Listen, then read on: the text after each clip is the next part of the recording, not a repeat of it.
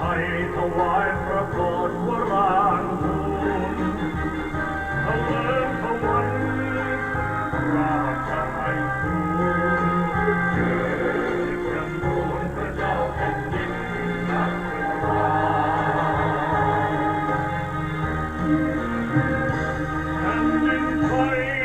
ในรัชกาลที่10ทรงอุทิศ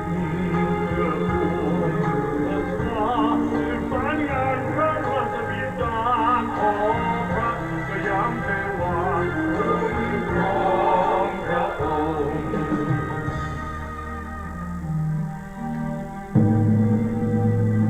แผ่นดินไทยมีความศักดิ์สิทธิ์ฤทธามีใจเมืองเป็นศูนย์พลังแห่งความรุ่งเรืองมีพระหลักเมืองและสิ่งศักดิ์สิทธิ์คู่บ้านคู่เมืองคุ้มครองปกปักรักษาแต่แผ่นดินก็ต้องมีพระผู้นั่งเมือง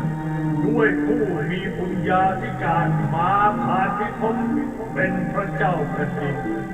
ที่ได้ผ่านการพระราชพิธีบรมราชาภิเษกครบพลังศักดิ์สิทธิ์ฤทธาเป็นพระบาทสมเด็จพระปรเมนทรรามาธิบดีศรีสินมหาวชิราลงกรณ์มหิศรภูมิพลราชวรางกูลกิติสิริสมบูรณ์อดุลยเดชสยามมินทราธิเบศรราชวโรดมบรมนาถบพิตรพระวชิรเกล้าเจ้าอยู่หัวขอเดชะพระทรงเป็นพระมิ่งขวัญพระบุญญาธิการดำรงโคนใจ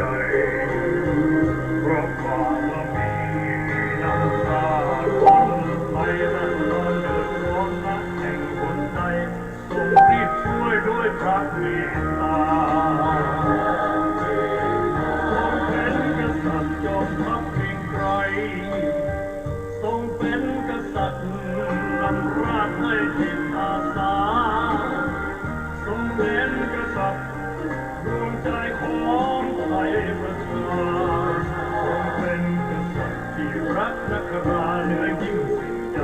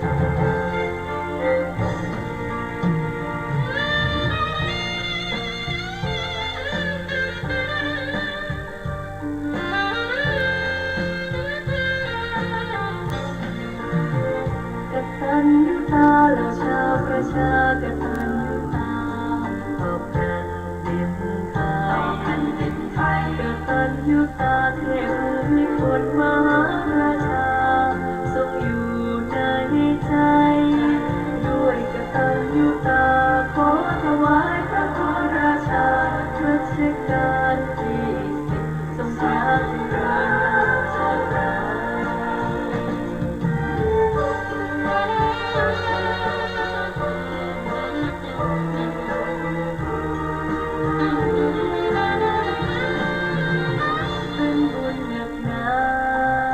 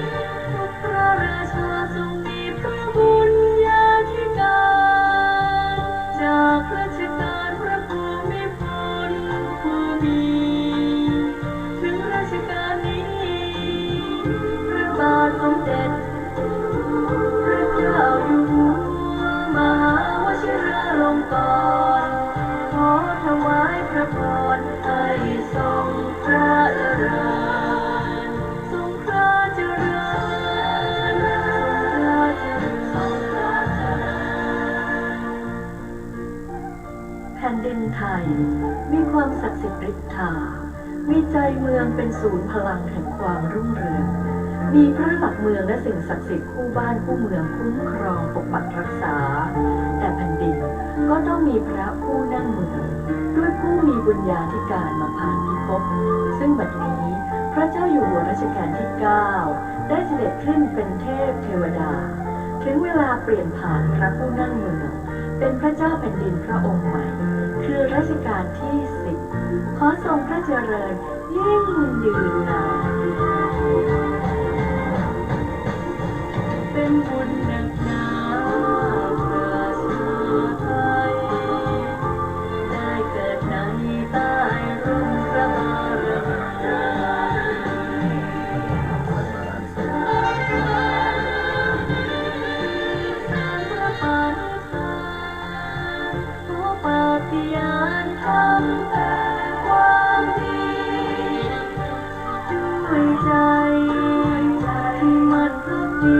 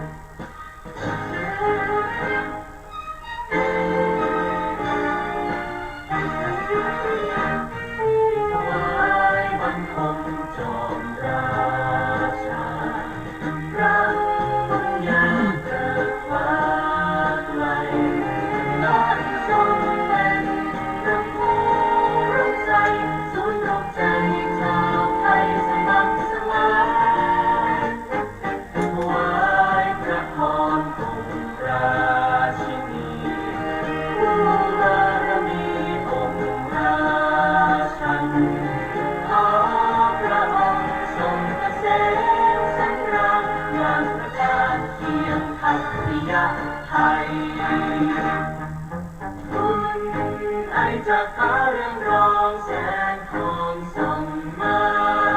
ในฟ้าทางสดใสมหาราชา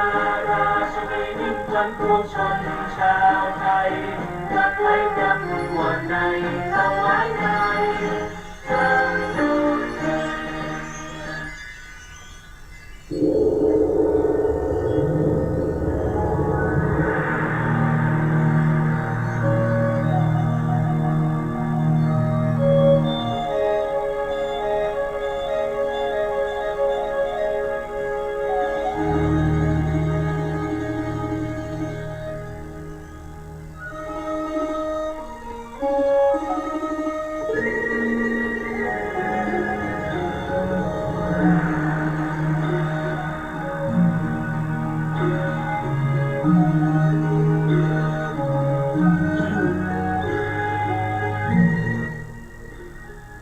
เทิดเกล้าเจ้าแผ่นดินพระทศมินทร์วงศ์จักรีเพ็ญยศยิ่งบารมีศรีนคราประชาไทยเฉลิมราชมาศมงคลเฉลิมพระชนพระภูวนัยพระเกียรติเกริกเกรียงไกรภัยสิบเพิ่มเฉลิมขวัญสง่างามตามรอยบาทประทีปชาติปราดราชันราชกิจคุณานันท์สันสำริดประสิทธิผลเดชะอธิราชบรมนาถสฤทธดลบ้านเมืองเรืองสกลชนจงรักสามัคคียิ่งยืนพระชนมาพระบุญญาก้องปัทภีเฉลิมรัตสวัสดิ์ศรีทวีพัฒน์สวัสดิ์ชัย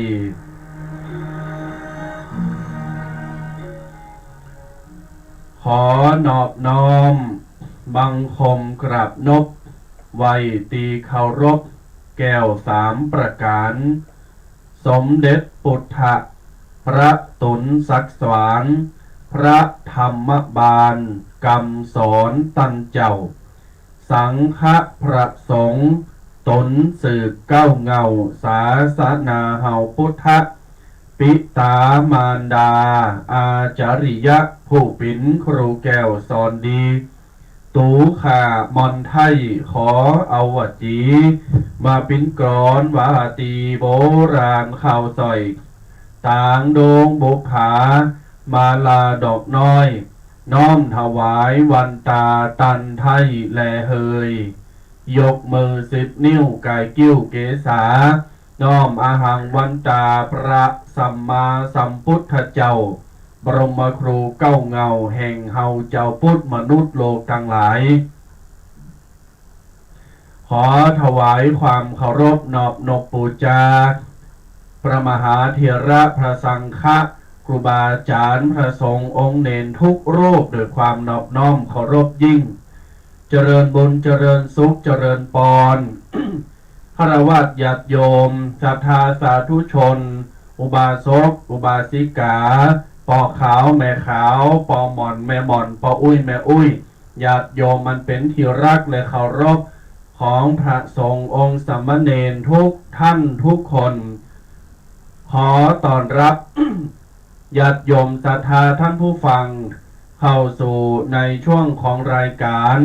วาทธรรมกำยองดำเนินรายการโดยลูกพระอัตมภาพพระสมกฤตนิธิทัศน์หรือตุปีเคเจ้าอาวาสวัดสะปุงน้อยอำเภอป่าซางละปูนกูกับพระประพันธ์จันตทิโรตุปีแดงวัดมงน้อยประคับประคองจะลองศรัทธาเอารายการนี้มาเคลื่อนคล้ายย้ายเข้าสู่จิตใจ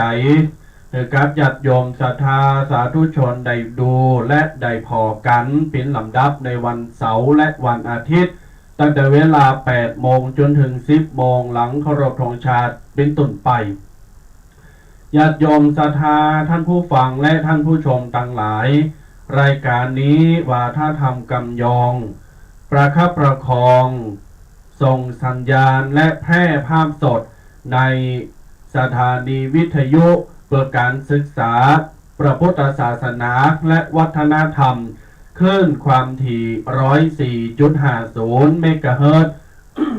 ตลอดจนถึงทาง Facebook Live และ YouTube Streaming ตลอดจนถึงในเพจและในกลุ่มต่างๆที่ได้รับสัญญาณและแชร์ไปเสียงตามสายหอกระจายข่าวในวัดและหมู่บ้านสื่อออนไลน์ต่างๆที่ได้แพร่สัญญาณไปเป็นธรรมทานอนุโมทนากับท่านผู้ชมและท่านผู้ฟังตลอดจนถึงญาติโยมผู้กดไลค์กดหัวใจกดแชร์ขอบุญบารมีปกปักรักษาญาติโยมศรัทธาสาธุชนทั้งหลายเบื้องต้นรายการธรรมภาพใดนำเอาบทอาศิรวาทในพิธีมหามงคลเฉลิมพระชนมพรรษาพระบาทสมเด็จพระปรเมนทรรามาธิบดีศรีสินมหาวิชิราลงกรณพระวชิรเกล้าเจ้าอยู่หัวหรือพระบาทสมเด็จในหลวงรัชกาลที่10องค์ปัจจุบันซึ่งจะมีพระราชพิธีเฉลิมพระชนมพรรษาวันที่ 28 กรกฎาคม 2565 แฮม5 วัน 4 วัน 5 วันอันนั้นพุทธบริษัทและพระสงฆ์นิกรประชาชนชาวไทยผู้ที่อยู่ร่มใบบุญผู้ที่จงรักภักดีมีความกตัญญูต่อแผ่นดินมีความกตัญญูต่อชาติศาสนาและพระมหากษัตริย์ก็จะได้ปฏิบัติตนปฏิบัติตัวเข้าจิตเข้าใจในเรื่องของการถวายพระพรตลอดจนถึงการสร้างคุณงามความดีที่จะบังเกิดขึ้นตั้งแต่ปัจจุบันจนถึงวันเฉลิมพระชนมพรรษาหรือว่าญาติโยมศรัทธาปวารณาตั้งแต่วันนี้จนถึงตลอดไปหรือทำมาต่อเนื่องนั่นก็เป็นการดีขออนุโมทนาเป็นอย่างยิ่งเบื้องต้นตามามภาพก็ขอสุมาอภัยกับครูบาอาจารย์กาญาติโยมศรัทธาตีฟังรายการตะวาวันเสาร์ตะวานี้ก็ได้จัดเฮกึ่งกอมกึ่งได้ขึ้นกระโหสัก10 นาที20 นาที20 นาทีไปในว่ามีกิจธุระด่วนจำเป็นที่จะต้องไปโยมเปินมาตานเตนภาษาแล้วก็ได้สืบจักาแล้วก็ห้าแขกอันนี้ก็ขออภัยแต่ว่ากี่สดไปที่จริงก็เปิ้นแจ้งมามื่นละแต่ว่าเขาลืม ก็เปิ้นโทรมาโดย ก่อนปิ้งยังหรือว่าก่อนเสียทรัพย์เรียบร้อยวันนี้ติ๋มแม็กเนอะวันนี้นะติ๋มรายการญาติโยมศรัทธาต่างหลายพี่น้องศรัทธาท่านผู้ฟังต่างหลายอยู่จังหวัดไหนในภาคเหนืออยู่อำเภอไหนอยู่บ้านไหนเบิดหนึ่งรายงานสภาพอากาศเด้อตีป่าซางละโพนตอนนี้ไม่มีแดดบดอากาศกัดอากาศยินญาติโยมแต่เจ้านี่ก็ตุ้มผ้าใส่โมกซุปโมกกันอันนั้นก็ญาติโยมก็ดูแลสุขภาพร่างกายกันโดยอากาศมันเปลี่ยนแปลงเปลี่ยนไปแต่ใจต้องคงเดิมในศาสนาญาติโยมเนิ่นเลยในคุณงามความดีแม้ว่าอากาศจะเปลี่ยนแปลงเปลี่ยนไปญาติโยมก็อย่าออกห่างไกลจากวัดวาอารามพี่น้องศรัทธาก็ดูแลสุขภาพร่างกายคนเฒ่าคนแก่ก็ซุปโมกซุปถุงมือถุงตีนหรือว่าถุงเท้าหรือว่าใส่เตียวใส่เสื้อที่มันอบอุ่นที่มันหนาๆให้หน่อยนึงลูกหลานก็ปรนนิบัติตลอดจนถึงดูแลปกป้องบ่หือคนเฒ่าคนแก่บ่หือปู่ย่าตายายพ่อแม่เฮาได้เจ็บไข้ได้เมื่อยได้ปวดอย่างต่างๆโดยสภาพอากาศบางคนนี่ก็ป่วยเมื่อยเจ็บอย่างหลายท่านหลายคนก็เป็นโรคทางเดินหายใจอย่างตุเจ้านี่อย่างตามาพาก็เป็นภูมิแพ้แพ้อากาศกับแพ้ฝุ่นนั่นก็ถ้าสะสมหรือว่าอากาศเปลี่ยนแปลงสักนี่ก็จะมีคัดจมูกแล้วก็มีไอนะครับแต่ไม่ใช่ว่าไอโควิดนะอย่าโยมเนอะดังนั้นก็ท่านี้ท่านั้นก็จะต้องดูแลรักษาสุขภาพร่างกายสุขภาพร่างกายเป็นสิ่งสำคัญถ้าสมมติว่าเขาป่วยเนี่ยจะไปวัดก่อนใดละจะทำความดีจะลุกจะเตียวจะเหินเดินไปไหนก่อนใดละจะไปเวกไปการไปกาดไปดีอยากจับใจสอยก่อนใดละญาติโยมมันก็ลำบากใจนี่ฮะตึกกับใจนี่พุทโธพจน์แผ่ววัดพจน์แผ่วหันแผ่วหนีดับใจนี่ไปให้ก่อนนะยามหันเมื่อนี่ใจเขาถึงแล้วแต่ร่างกายมันนะก็ญาติโยมแล้วเขาจะทำจะได้หรือมันก็กินอาหารที่ปลอดภัยอย่างสมัยบัดเดี๋ยวนี้ถ้าจะถึงมันปลอดภัย100%ล้าน%ปิ้งไปมันได้เลย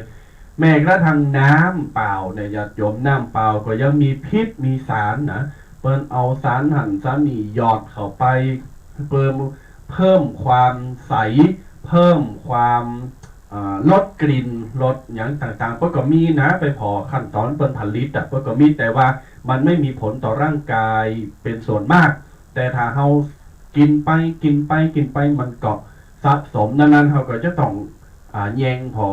อย่างคนเฒ่าเพิ่นก็กินน้ำอุ่นน้ำตุ่มน้ำร้อนนี่มีปัญหาอย่างถ้าว่าเอามาโลกเอามาตุ่มมันก็ถ้าขาดเจอไปเนาะมาโดนความร้อนอย่างอาหารการกินปินพักปินไม้นี่ก็จะว่าจะปลอดภัยนะอย่ายอมใจอย่างสมัยก่อนเก่าเนาะอายุยืนย้อนกินพักใจกับสมัยบัดเดี๋ยวได้แล้ว1,000,000%ได้อย่าจงคนปลูกจะกินเอาจงมาหือคนซื้อเอาจงมาหือหมู่เฮาก็พอเราไผปลูกพักกาดปลูกหั่นปูเนี่ยปลูกเจ้าแรงได้กินแล้วอย่าจงผมจะฉีดยาผมจะพ่นยาเปิ้นเอาโฮสกันนะ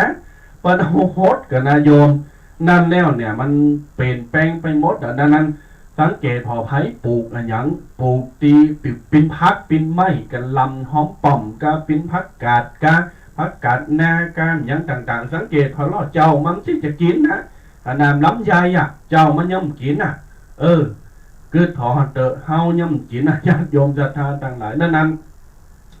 ส่วนนี้เราจะต้องระวังกินพักอายุยืนใจกับปัจจุบันยุค 5G ยุคเดี๋ยวนี้บ่ได้แล้วบ่ได้เลยโดยประการทั้งปวงกินยังก็เป็นยุคเป็นยาเป็นปีเป็นภัยแต่ทั้งนี้ทั้งนั้นไม่เสมอไปมันเสมอไปเราก็สามารถหลีกเลี่ยงได้ก็มันเลี่ยงได้มันขยะนะแกก็ล่าง2น้ำ3น้ำเอาเจน้ำเกลือเจโซดาอย่างต่างๆหือลูกหือเปิ้นทำไผติปิ้นแมโครปอโคก็จะฮู้อันนี้ก็เป็นของเรื่องสุขภาพกับญาติโยมศรัทธาเนอร์ให้เผาคนเฒ่าคนแก่บาโซบาติกา อันนี้เรื่องสุขภาพภายนอกญาติโยมต่อไปสุขภาพจิตญาติโยมวันนี้ปกิณกธรรมเนี่ยจะเอาเรื่องสุขภาพจิตสุขภาพกายสุขภาพใจเขาเนี่ยมามาจ๋าเป็นเยียวยาพลังใจเป็นวัคซีนทางจิตใจจะฉีดญาติโยมบางคนหลายคนเนี่ยฉีดวัคซีนโควิดป้องกันโควิดไปเรียบร้อยแล้วอย่างตุ้เจ้าก็3 เข็มพองบางตุนก็4 เข็มประเดี๋ยวเปิ้นมีประกาศให้ไปเติมเข็มที่4แล้วนะบางคนก็4 เข็มแล้วนะบางคน4 เข็มแล้วญาติโยมแต่ตุ้เจ้านี่3 เข็มอยู่4นี่ฮะแต่เอาละกันเอากู ญาติโยมพี่น้องศรัทธาตะกี้นี้ร่างกายไปละสภาพจิตใจวันเนี้ยจะเอาสุขภาพใจสุขภาพสุขภาพใจสุขภาพกายใจแล้วก็ความคิดมามอบให้กับพ่อแม่ศรัทธาเป็นที่หักที่เคารพทุกคนทุกท่านเดี๋ยวนี้ป่าสร้างฝุ่นอ่อยเนื้อญาติโยมเนื้อละปูนนี่นะฝุ่นดะอ่อยมาแล้วมือถึกมาแล้วมู่ว่าทางใดฝุ่นอ่อยบึดก็โทรศัพท์กริ้งกลางมาลังไม้หน้าไม้ท้ายชั่วโมง0826112245พี่น้องศรัทธามีหยังก็อูจากันใดนะอูจากันใดมาตักตายมาไข่โหด้วยกันโมนงันสันเล่าด้วยกันว่าก่อมได้อยู่กับดูแดงได้ฮับสายหน้าไม้ได้อูกับญาติโยมศรัทธาวันนี้ก็จะได้มาจอยมามาประคับประคองโจตนาถึงกับญาติโยมศรัทธาได้ฟังกันเนอะเอาละญาติโยมศรัทธาต่างหลายเปิดจะได้เข้าสู่ปกิณกธรรมตามลำดับต่อไปเจิญญาติโยมศรัทธาได้ติดตามรับฟังและรับชมตามลำดับเนอะ10 นิ้ววันตาขอกราบไหว้สามายังพระสัมมาสัมพุทธเจ้าพระสังฆาธิการครูบาอาจารย์จูรูปจูตนโดยความเคารพยิ่งเจริญสุขเจริญธรรมจงมาเกิดไม่ได้ท่านสาธุชนพุทธบริษัทจุผู้จุคนเจ้าวันนี้ก็มาตักตายกันแห่งเจ้าหนึ่งเป็นเจ้าที่2ตรงกับวันอาทิตย์นะวันติดวันนี้มาครบทีมแพ็กมาเรียบร้อยแต่ว่าโดนเซลนี่โดนเซลว่าเป็นใจวิชาเป็นห้องวิชาลองหนหายโตแวบปันวันนี้ก็ได้มาพบปะเจอกันได้นำเอาปกิณกะต่างๆมามามาตักมาตายกันอย่างที่บอกสัทธาญาติโยมทั้งหลายตอนนี้น้ำป่าไหลหลากเนอไผตีบานอยู่ไก่อยู่หิมน้ำหนองคลองบึงอย่างก่อนระมัดระวังกันตัวอากาศมันเปลี่ยนแปลงมีข่าวหลายตีหลายตั้งตอนนี้น้ำสถานที่น้ำตกหรือว่าอะไรต่างๆนี่จะมีน้ำป่าไหลหลากลงมาประเดี๋ยวนี้ตังมงน้อยนี่ก็น้ำเมทากำลังรุ่นอยู่จะกำลังขึ้นมาติ๊กแต่ว่าบ่ฮู้มันจะมาเมื่อใดแต่คืนนอนกับฝนอ้อยซิก็น้ำมันตกน้ำฝายเนี่ยมันตกลงมาดังซ่าก็บ่ฮู้มันจะมาเมื่อใดตอนนี้น้ำเมทาน้ำเนี่ยก็กำลังขึ้นก็ไปอยู่ไกลอยู่หิมก็ระมัดระวังลูกหลานกันด้วยเนอะบางทีเราอ่อนมันตื่นนะมันหันน้ำฝนหันอะไรอย่างนี้มันตื่นมันชอบเล่นน้ำสมณเณรในวัดก็เหมือนกันเนอะหันฝนตกในลบเข้าไปเล่นบุญ ลบเข้าไปเล่นในแอบไปเล่นนะก็หันเฮานี่โป้ต้องมันนึกลนหนีหมดได้วัน2 วันไอแขกเนี่ยระวัดระวังกันต้วยเราอ่อนกันน้ำนี่มันตึงของกูกันสดาญาติโยมทั้งหลายวันนี้เอากับตักใจ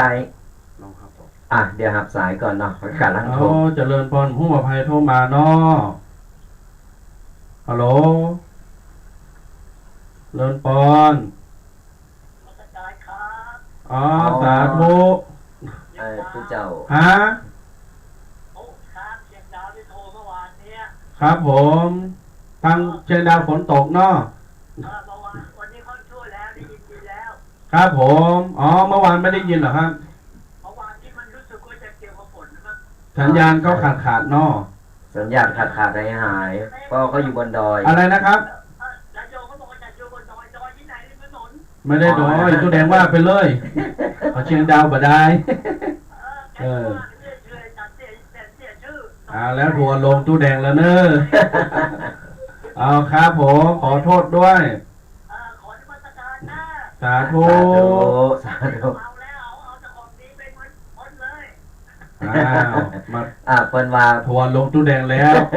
พอดีแต่ว่าเปิ้นโทรมาเนาะ อืม เปิ้นโทรมาเปิ้นบอกว่า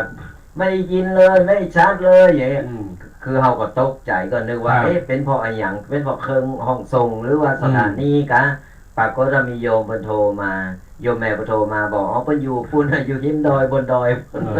คุณว่าไป อ่ะ เลย ก็แก้ข่าวกันไปแล้วเป็นอย่าง ดอยเนอะ มันใจดอย เออ เพิ่นอยู่หิมดอย แต่มันจะไป ครับ โดยอยู่ใกล้ติดถนนแก้ข่าวกันแล้วเนอะอ้าววันนี้เราจะเอาปกินนากะต่างๆ วันนี้ตูพีเคเกินว่าจะเอาเกี่ยวกับวัคซีนทางใจ ครับ มามาเอ่ยกันเนาะ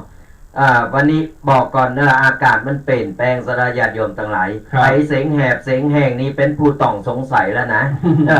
ต้องระวังเนอะเดี๋ยวเป็นผู้ต้องสงสัยยิ่งหน้าบัลลัมใหญ่นี่นะ อืม เก็บไปกินไป ครับ เสียงแห้งก็มีแม่เป็นแนะนำว่าเอาอันพอไปกินไปอดบ่ได้ใครกินลำไยกินเสร็จแล้วก็กินฟ้าอะไรโจดไปให้เม็ดหนึ่งเสียงมันจะหาย ครับ มันจะหายขาด เสียงมันจะหายแห้ง เออ ก็แนะนำกันมาก็ดีเดี๋ยวถ้ารายการเขาจะได้มามาเอ่ยกัน ตอนนี้ ครับ เรามาฟังปกิณกะถือสระญาติโยมได้ฟังแล้วก็ได้นำไปเป็นข้อคิดแล้วก็นำไปปรับใช้ในชีวิตกันเนาะ ครับ ว่าวัคซีนตั้งใจเขาจะรักษาอย่างใดเขาจะเป็นอย่างใดมันเป็นโรคแบบประจำตัวของกูคนสระญาติโยมทั้งหลายไม่ว่าจะเป็นในทางกายทางใจมันต้องมีทุกข์มีสุขมันปะปนกันไปด้วย ครับ แล้วเขาจะแก่อย่างได้เขาจะผ่อนผันอย่างได้ อืม ปัญหากูสิ่งกูยังไม่มีตังออกเสมอ ครับ เพียงแต่ว่าเขาต้องใจสติใจเวลาให้หน่อยนึง ครับ ก่อนเขาใจเวลาใจสติเขาใจแต่อารมณ์มันก็พังอย่างเดียวนั่นแหละ อืม เพราะฉะนั้นเขาต้องมีสติแล้วก็ใจเวลาเวลากับมัน ครับญาติโยมศรัทธาก่อนถ้าเข้าปกิณกะธรรมก็มีนิทานเกี่ยวกับการบุญการบาปคือฟังย่อๆหนึ่งเรื่องญาติโยมศรัทธาทั้งหลาย มีพ่อจายกับแม่ยิงปิ่นสามีภรรยากัน วันหนึ่งสองโคมีเนี่ยสองสามีภรรยาไปวัด จะไปทำบุญการวันศีลวันธรรมไปใส่เข้าบาตรก็เตียวกันไปก็กันไปบนไปถึงวัดแล้วป๊อกใส่ขันแก้วตั้งสามขันสุมมาขันขอศีลถึงเวลาจะกุมบาตรจะใส่บาตรครูบาอาจารย์ตัวเจ้าเพิ่นก็เตียวฮับบาตรแล้วก็กำลังจะทำพิธีจิตเตนปู่เจ้าไฟไหวพระรัตนาศีลทรัพย์เรียบร้อยบกองกำลังหักศีลได้กึ่งเดียวญาติโยมศรัทธาทั้งหลายปรากฏว่าโทรศัพท์ดังเป็นโทรศัพท์ของโยมปอจายอุบาสกคนเนี้ยดังขึ้นเพราะว่าลืมปิดเสียงโดยความที่ว่า6 โมงไป7 โมงก็เกิดว่ามันมีไผจะโทรมาปิ้นว่าจบโทรศัพท์ออกมาปิ้นลูกบ่าวโทรมาแต่โทรมาโดยเหตุอะไรอย่างก่อมหัวโทรมาถามอย่างก่อมหัวได้หับสายสกรรมพอมันดังไปกดควางก็แล้วสกรรมโทรมาแหมมากิ้งกังกดควางรอบที่2พอรอบที่3ก็ดังขึ้นมาแหมเอาละสายตาโดยปกติเวลาอย่างที่มันสั่งความรำคาญใจของคนกลุ่มใหญ่ สายตาจะไปจับจ้องจะไปพอโดยความบ่พอใจคนเฒ่าคนแก่หรือว่าสถาประชาชนที่เปิ้นมากินมาตานในวิหารที่เปิ้นอยู่ในวัดในวันศีลก็พอกันบางคนก็แป้งหน้าบัดดีบัดงามแป้งหน้าโคตรเมมันก็โอ้ยสั่นพาก็กูบอกคือมึงปิดเสียงมึงยังปิดนี่เทงกันบนวิหารสายตาแต่ละสายตาก็จับจ้องทำให้ปัจจัยคนนี้โอ้ยจิตใจไปอยู่กับเนื้อกับโตละเส้นพาโมนแล้วโมกูตื่มเอาศีลเอาธรรมเอาปอนเนี่ยแล้วตัวเจ้าท่านฟังจักเตะทำกูตื่มอยู่ฟังแล้วสดออกวิหารไปพุบขับรถเคิงไปเตียวไปแล้วก็ขับรถเคิงออกบ้านละเมย์ยหันคนเดียวเมย์กับจังเยฮือก็อดสาจนจบญาติโยมอดจนจบเหตุการณ์ในวิหารในวันก็ผ่านไปวันตาลงวันตาน้อยเรียบร้อยเมย์มันปีกไปถึงบันปุ๊บ หันโพอ่ะหันสามีอยู่บ้านอ่ะก็กำลังออกวาดออกวัดมั่มดิบเดี๋ยวนี่สักกึ่งชั่วโมงนี่ยังโวยวองหายไปตั้งใดรถเครื่องก็มีหันเดียวเฮ้ยก็เดินทั่วก็โทรหาต้อยโทรต้อยกล่อมหับสายถ้าอย่างก็โมหูจะปินไปตั้งใดก็ปินยังก็นั่งกินข้าวตัวเดียวปินกำเกิดอยู่ที่บ้านปัจจัยคนนั้นปรากฏว่าขับรถเครื่องออกจากบ้านไปร้านเหล้าญาติโยมไปในสถานที่เปิ้นขายเหล้าแห่งหนึ่งเปิ้นห้องว่าอะไรอย่างเหรอร้านขายเหล้านั่นน่ะร้านขายเหล้าแห่งหนึ่งก็ไปสั่งเหล้าสั่งกับแกมสุรามากินแบบโอ้วันนี้ฮะจะกินนะฮะตึมเอาบุญเอากุศลเอาวันศีลวันธรรมยังสักอย่างฮะว่าฮะลำไปเนี่ยสุมาเนยญาติโยมเนอะว่าลำไปนี้พอลำไปนี้มนจิตมนใจญาติโยมศรัทธาต่างหลายกินไปเด็กเสิร์ฟปิ้นสาวละอ่อนน้อยเอากับแกมมาเพิ่มเอาเหล้ามาเติมเสิร์ฟกินแฮมก็ฮีจะเมาแหลกกองสักบึดหนึ่งกำลังจะมุกตกทำตกผู้จัดการร้านเตลเข้ามายืนเอาเบหือโขดหนึ่งอันนี้มันจะว่ามาเราส่งเสริมหือญาติโยมกินเหล้านะเป็นเรื่องของธรรมะนะญาติโยมฟังหือดีนะผู้จัดการก็ยืนเบหือโขดหนึ่งไปฟังรับเจอบาเดลนี้นะฉันเนี่ยพอหน้าคุณเนี่ยหน้าคุณย่ำเป่งย่ำใสมีรอยยิ้มแห่งความสุขกันแล้วแน่โอ้เป็นน้ำหูน้ำตาแน่หูนาว่าตูกอกตูกใจมาจนมานั่งเอาล้านเหล่าจนจะยุบประเดี๋ยวเนี่ยปิ้นยังจะนั่งปิ้นกูแล้วก็จะปลอบใจเอาเหล่าเอาเบมาหือเนอกินเฮเนอไม่เมาไม่เลิกอีกอย่างจบพอใจคนนั้นก็ใจชื่นใจฟูขึ้นมากับปุ๊บโอ้เฮาดีเจ็บใจโคตร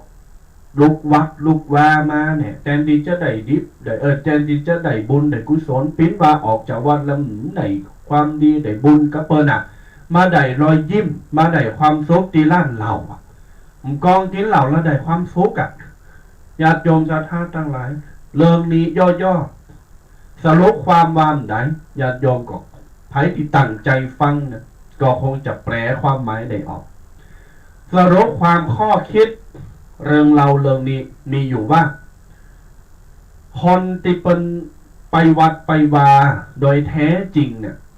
เปิ้นจะบ่วาจะบันเราจะบังหยังไผเปิ้นจะตักเตือนจะใช้ปากใช้วาจาจาโดยดี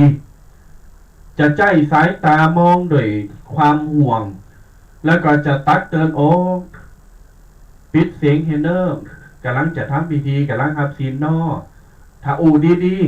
จิตใจมันก็จะโอเคอยู่ก็คงบ่เดือดบ่ฮ้อนแต่อีกแต่อันนี้ไปด่าเปิ้นว่าไปว่าเปิ้นจิกเปิ้นสายตาใส่เปิ้นฟาดเปิ้นอย่าได้ก็ตามทำให้จิตใจขมวดกระวายบ่มีความสุขเปิ้นก็เลยปิ้นกำกึดตั้งแต่นั้นมาญาติโยมจนเต้าตายตั้งสัญญาปณิธานต่อโต๊ะเก่าพญาฟ้าดินเปิ้นบอกว่าตั้งแต่นี้ต่อไปฉันจะมาเข้าวัดฉันจะไปวัดเลยไปแล้วถ้าขาเย็นยังพาดพิษไปหรือว่าไม่ได้ตั้งใจคนก็จะมาพอบดีจะยะคนก็จะมาวามดียะก็ไปได้บุญก็สบายใจยะพร้อมอย่างเพราะว่าปัจจัยคนนี้มันเวลาก่อนวันนั้นมันมาล้านเหล่าแล้วมันสบายใจยะมีคนปลอบใจมีคนเข้าใจยะมีคนเข้าทางมันฉันจะอยู่เป็นกูเนิ่มปิ้นยังเนิ่มก้อยๆเกิดใจยินเนิ่มใจมันก็ฟูมามันได้กำลังใจเนี่ยญาติโยมศรัทธาก็อยากจะฝากเตือนกับศรัทธาญาติโยมคนที่ไปวัดคนที่เป็นกินปันตานแต่หรือว่าเป็นคนปุดแต่เนี่ยเพิ่นจำไปดูถูกไผ่โดยสายตาหรือว่าโดยปากเพิ่นจะกล่าวตักเตือนพอตักเตือนแล้วคนนั้นเพิ่นก็จะปิกมาเป็นดีดัดหรือเปิ้นก็จะทำตามกฎจิตใจเปิ้นก็จะจุ่มจื้นขึ้นมาเนี่ยญาติโยมมันเป็นการไล่คนออกวัดต่างอ้อมนะมันเป็นโคตรการไล่คนมาหือทำบุญมาหือมาวัดมาหือเขาวัดต่างอ้อม สมัยปัจจุบันเนี่ยตูแดงเนาะบาเดียวก็ตึงมีว่าบาเดียวเนี่ยสมัยปัจจุบันวันเนี้ยยุคของเฮาคนเฒ่าคนแก่ศรัทธายุคบาเดียวเนี่ย65เนี่ยมันก็ตึงมีคนประเภทจะนี่เต้อ มันสืบทอดกัน มัน สืบทอดแล้วก็นักเลือเก่านะ เปิ้นมาวัดก็ดีแล้วนะ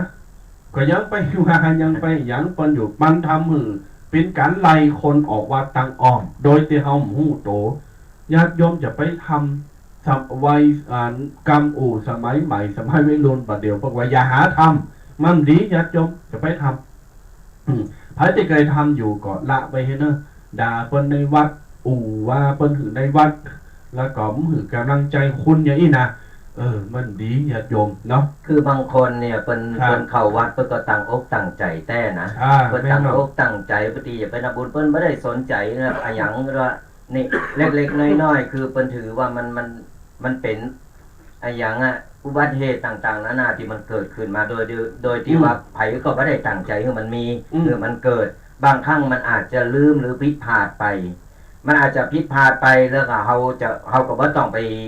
นี่บ่ต้องไปมูลี่บ่ต้องไปว่าบ่ต้องไปติไปตายไปตักเปิ้นคือในเมื่อเฮาตั้งใจเนี่ยเปิ้นถึงบอกคนสมัยก่อนเนี่ยเปิ้นถึงบอกว่าเวลาจะเข้าวัดเนี่ยเอากูสิ่งกูอย่างกองไว้นอกวัดกูเลยก่อนเข้าแป้งวัดมาเอากองไว้ข้างนอกเริ่มกูสิ่งกูอย่างบ่ว่าอะหยังก็ตามคือเอาตั้งอกตั้งใจเอากองไว้แล้วก็เตลเข้ามาด้วยความสงบนิ่งแล้วก็มีจิตใจที่มีความตั้งใจแต่ที่จะมาฟังศีลฟังธรรมไม่ใช่เข้ามาปุ๊บ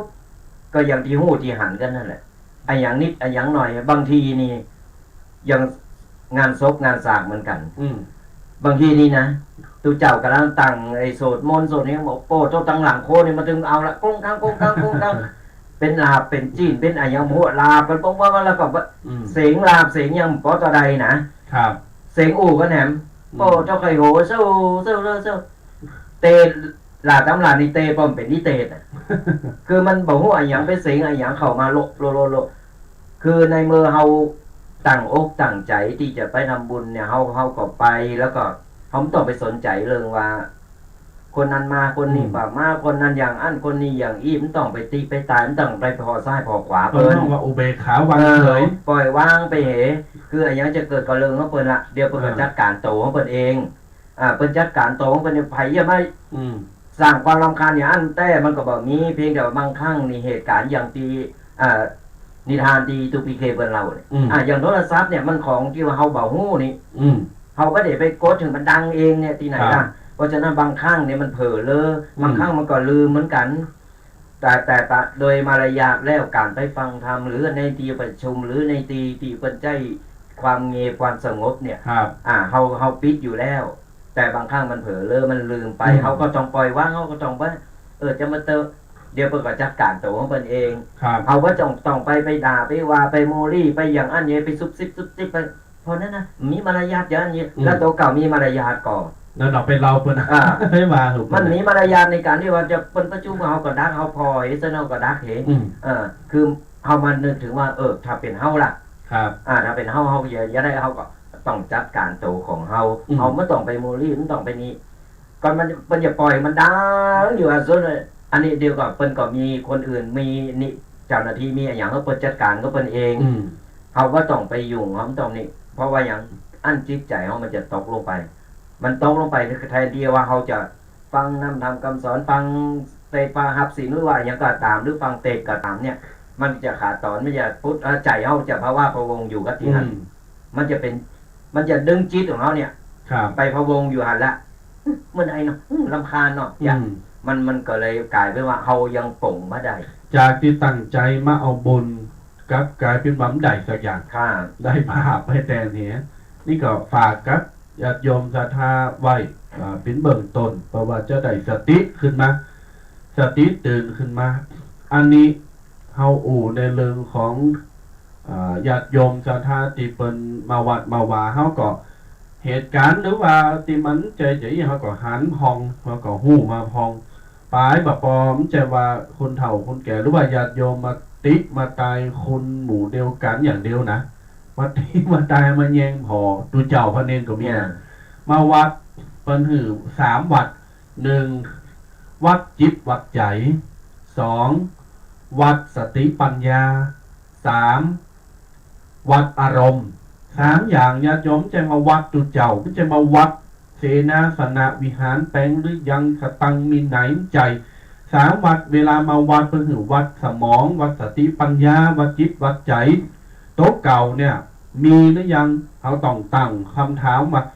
มาวัดเพิ่มอย่างจะมาวัดกับตุเจ้าครับจะมาวัดกับกรรมการกับผู้จารปลงก็อย่าเขามาวัดเพื่อใครได้อย่างใครปล่อยวางใครสบายใจใครได้บุญใครได้บารมีใครทำบุญน่ะใครได้คุณแห่งความดีใครไหวพระเจ้าใครฟังเทศน์ฟังธรรมแต่กับการพายายทันในพุทธมาแต่ไม่ใช่มาวัด3อย่างที่ว่าไปมาวัด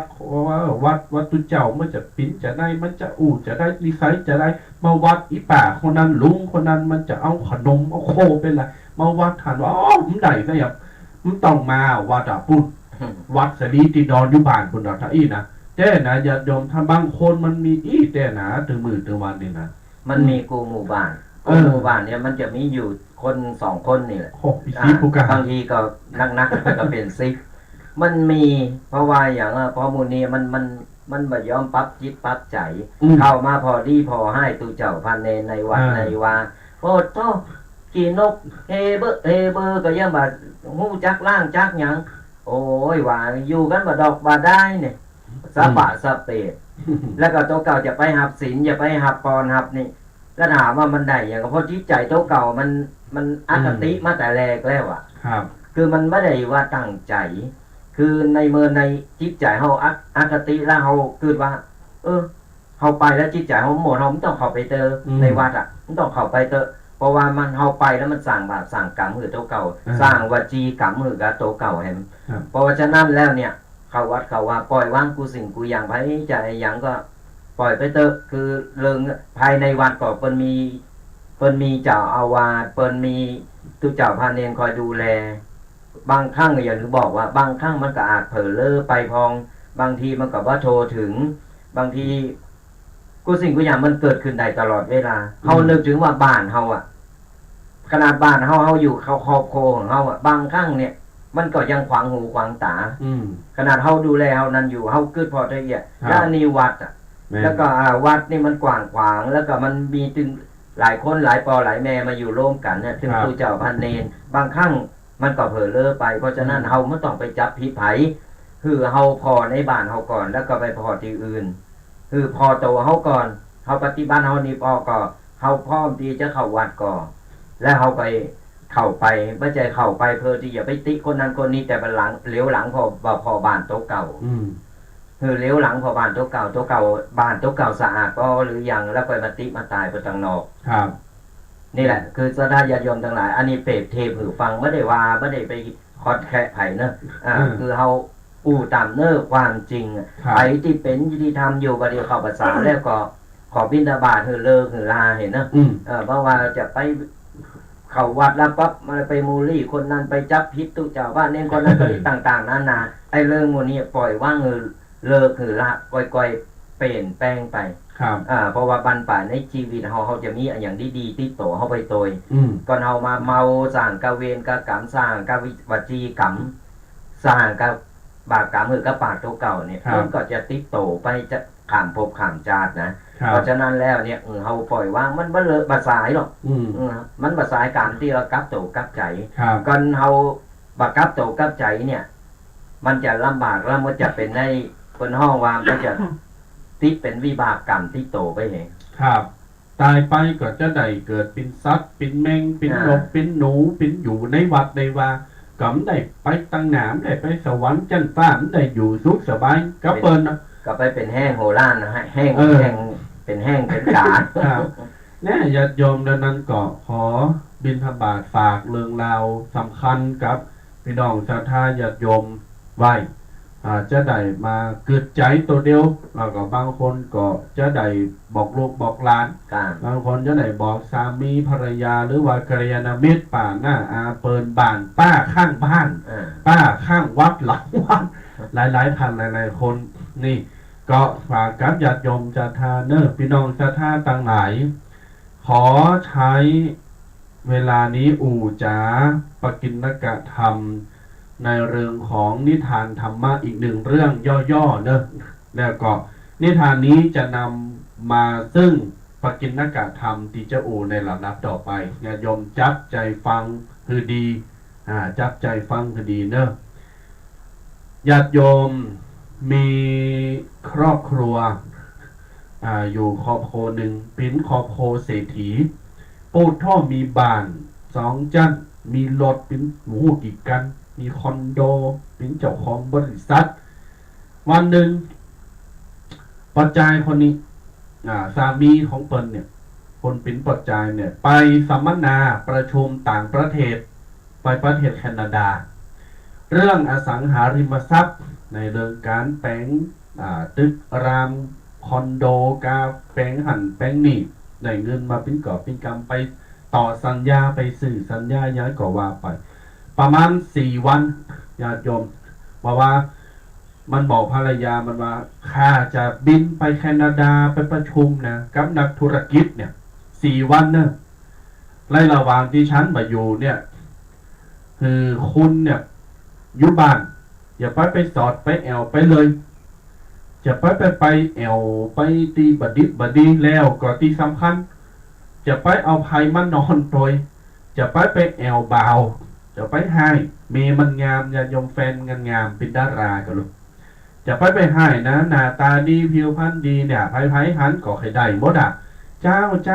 ข้าเจ้าจะอยู่บ้านเนี่ยเจ้าเล่งหมาเล่งแมวเล่งลูกไปมาเอาไผ่มาแล้วเจอใจกะเขาอยู่ด้วยกันมา10 กว่าปีแล้วโอ้ยได้ยินเจอี้ดีแฟนมาก็ใจดี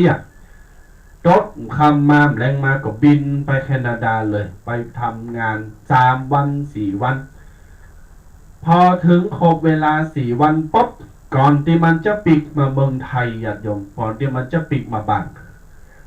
เศรษฐีปัจจัยคนนี้ก็เกิดว่าข้าจะปิกไปบ้าน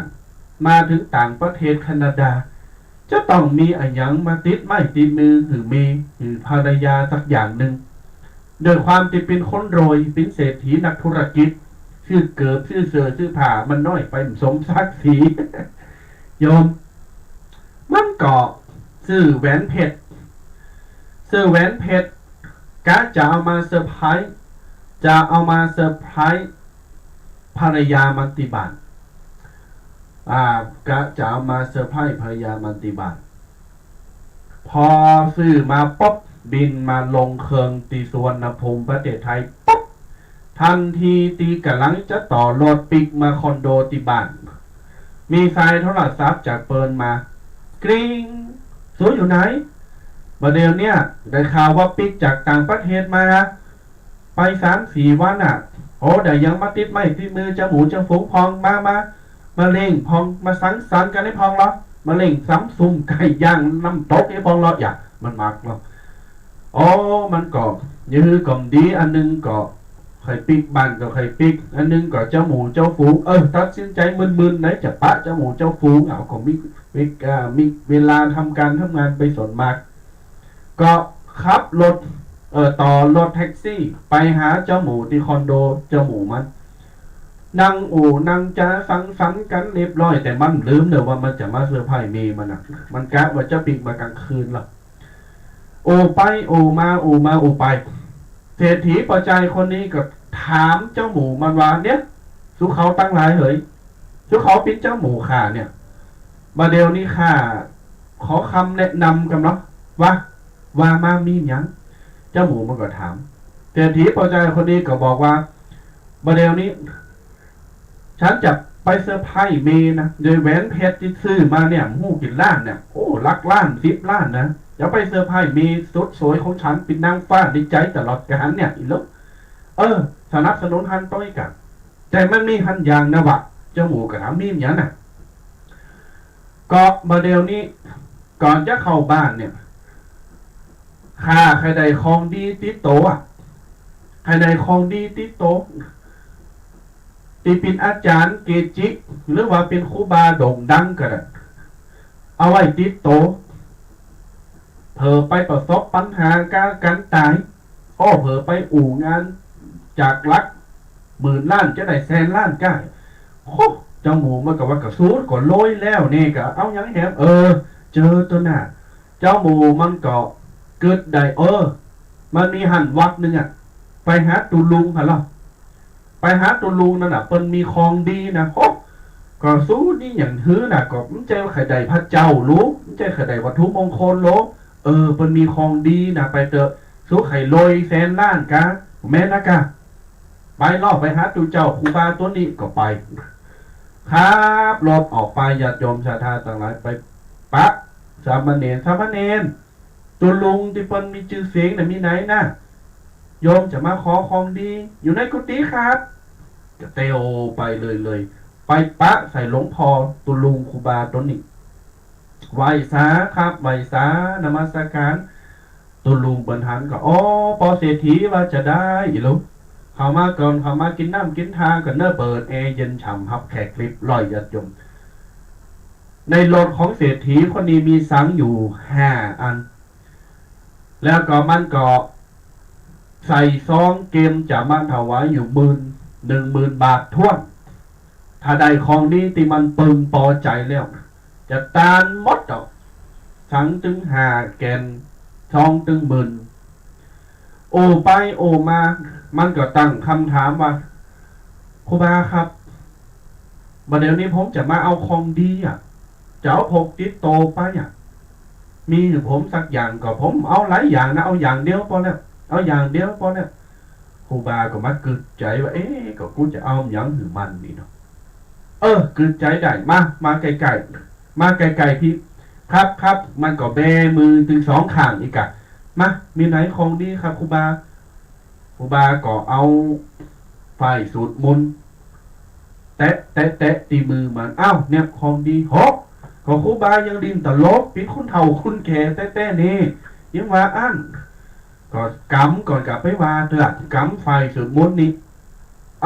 ผมจะตั้งใจเนอะถ้าได้ของดีผมจะเอาสังเกตตึง5 สังจานเงินตึง10,000เนี่ยผมเก็บมานะ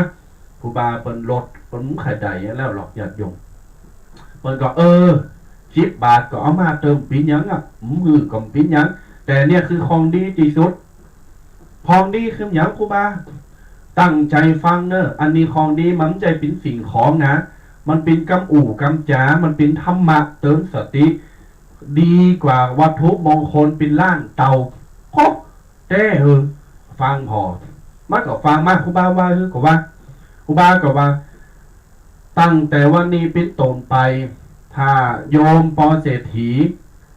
เจอปัญหาอุปสรรคหรือเจอเรื่องอย่างตีบันคาดบัดถึงไม่คาดคิดไม่คาดฝันคือปอเศรษฐีเนี่ยโยมเนี่ยเตวไปตั้งหน้า3 ก้าวถอยปิกมาแฮม3 ก้าว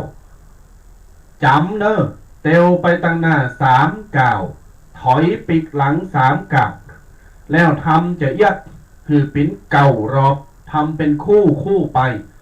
3 ก้าวทำปิ้นกูไปจะได้3 ขั้นแล้วจะได้เก่าขั้นโหบานี่ใบหวย3 เก่าหรือว่า3บัดใจอันนี้คือของดีสู่ฟังเลยฟังเนอะได้ค่ะในความที่มันตั้งใจว่าจะมาเอาวัตถุมงคลเอาของดีกลับกลายเป็นว่าได้ฟังเตะฟังธรรมอย่างก่อมหัวแรมแพ้ใจเข้าใจนะมันก็เอาสังที่เกมมา4 สังเกณฑ์ให้เกณฑ์เดียวพอมันแล้วเงิน10,000จะอยู่ในซองใส่ให้3 ปัน7 ปันเก็บไว้อย่าโยมจะดูครูบา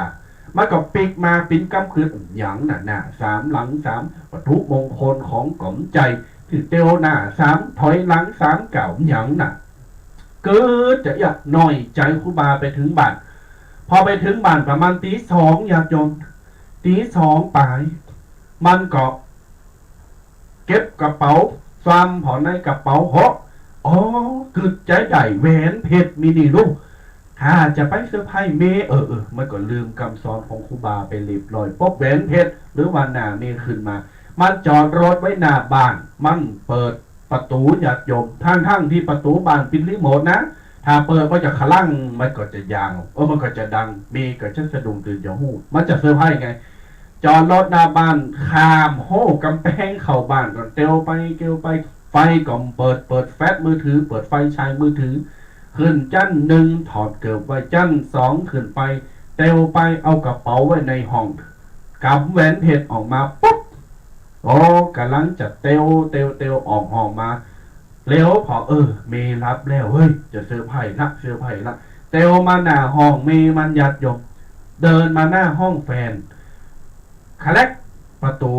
เมมันล็อกประตูหัดแต่ล้อกูมากันเปิดเข้าไปแต่มันเปิดไฟนะเปิดแฟลชมือถือเยงพอดีเต็งยัดยมเยงส่องพอดีเต็งเมตีมันนอนอันเนี้ยเมกูเอ้ยผมก็หอมอย่างเก่าแต่คิดถึงขนาดเดี๋ยวจะเซอร์ไพรส์กันเราอาจจะดีที่สุดในชีวิตเนอะเมย์จะดีใจได้เซอร์ไพรส์แหวนเพชรไม่ก็เกินใจอีกเอาแฟลชมือถือส่องไปตีโฮเต็งใจละเฮ้ยก็โหนอนยังมี2 โหก็เมย์กูก็เป็นคนหนึ่งใจเป็นสัตว์ประหลาดเนี่ยมี2 โหใจแล้วอ้อมไป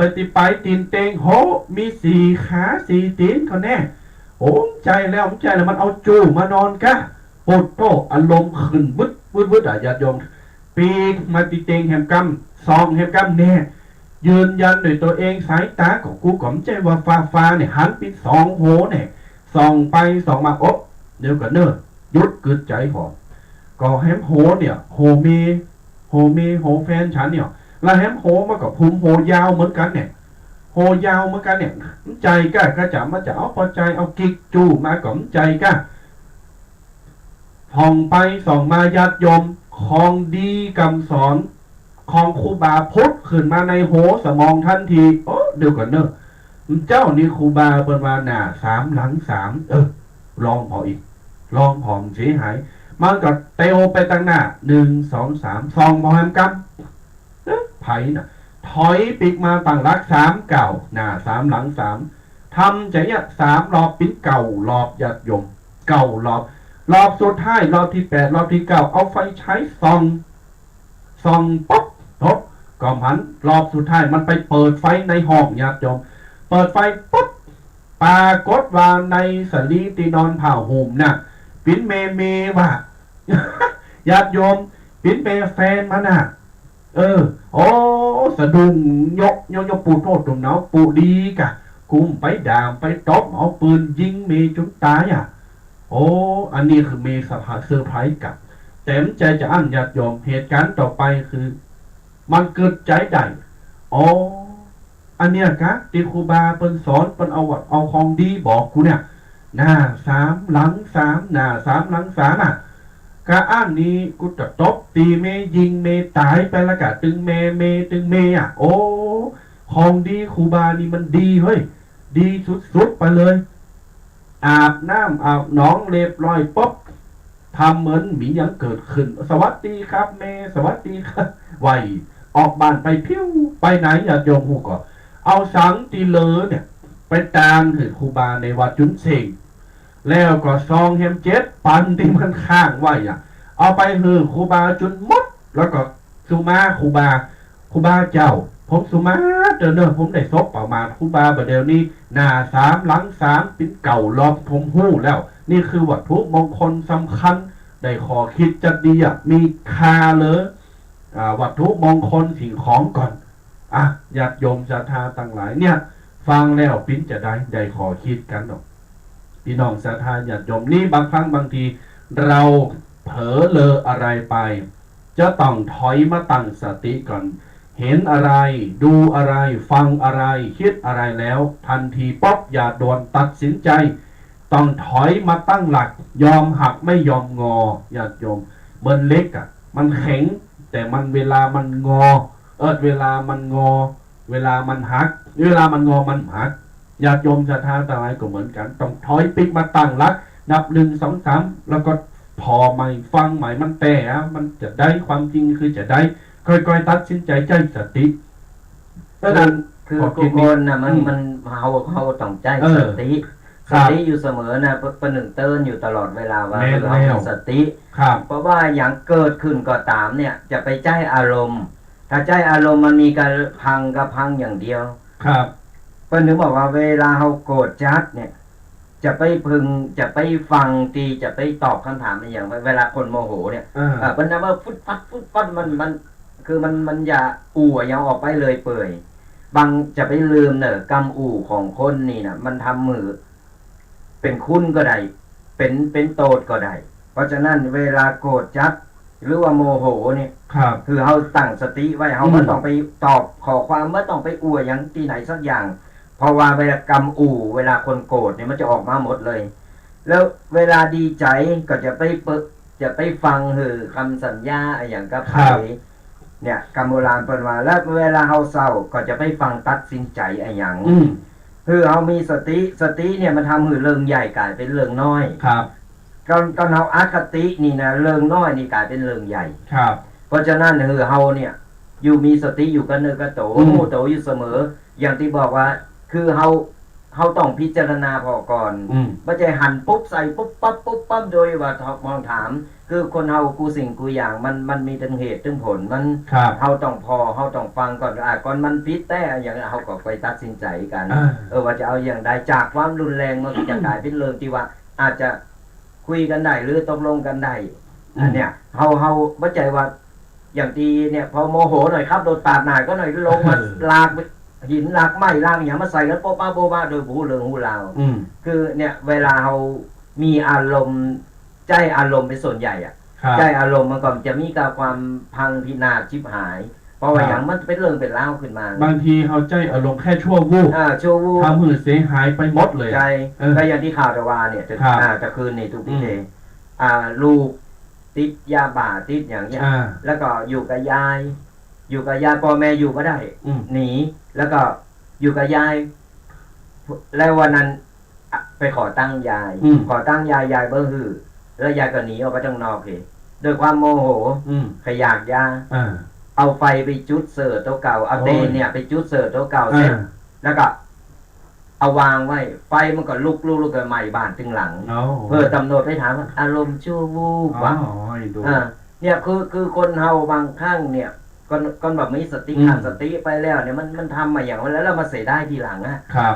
คือมันมาเสียได้ทีหลังแล้วมันทำเหมือนว่าแล้วมันคืนมันไม่ได้อย่างคืนมาได้คือทำไปแล้วมาเสียใจแล้วมารู้เท่าไม่ถึงการเนี่ยแต่ละข่าวนั้นนะรู้เท่าไม่ถึงการอารมณ์ชั่ววูบคำแก้ตัวมันเป็นคำแก้ตัวมากกว่าคือคนเราแล้วตัวเก่าของหูโตอยู่แล้วว่าตัวเก่าติดยาติดอย่างขยากกินยาขยากใครได้ตั้งอยากแค่ควบคุมสติว่านี่ก็ทำมีสติให้หน่อยไม่ได้พอไม่เอามีตั้งเนี่ยมันก็จะกลับขึ้นมาอันนี้ปล่อยตามอารมณ์ครับปล่อยตามอารมณ์ใครอยากใครใดใครกินจะเป็นจะตายได้แล้วสุดท้ายมาถึงวันก็มีบ้านอยู่เพราะว่าพ่อแม่สร้างบ้านไว้ถึงหลักเก็บหอมรอมริบมาลูกไปทีเดียวเลยจบมาถึงนาทีมาถึงนาทีเลิกกันต่อเลิกกันเสาอย่างมันเป็นเยี่ยคือเนี่ยถึงบอกว่าต้องมีสติตลอดเวลาครับอันนี้ก็เอามาฝากกับญาติโยมศรัทธาหวังว่าจะได้สติตื่นขึ้นมาแล้วก็ได้ขอคิดหลายอันหลายอย่างญาติโยมศรัทธาเด้อเอาละญาติโยมก่อนจะหับสายหน้าไม้ก็ปกิณกธรรมจำนวน6ประการที่จะฝากย่อๆกับญาติโยมศรัทธาวันนี้ที่บอกไปแล้วเราว่าที่จะใส่ติ๊มแม็กเราวันนี้นะวันนี้จะเอามาปั่นญาติโยมมด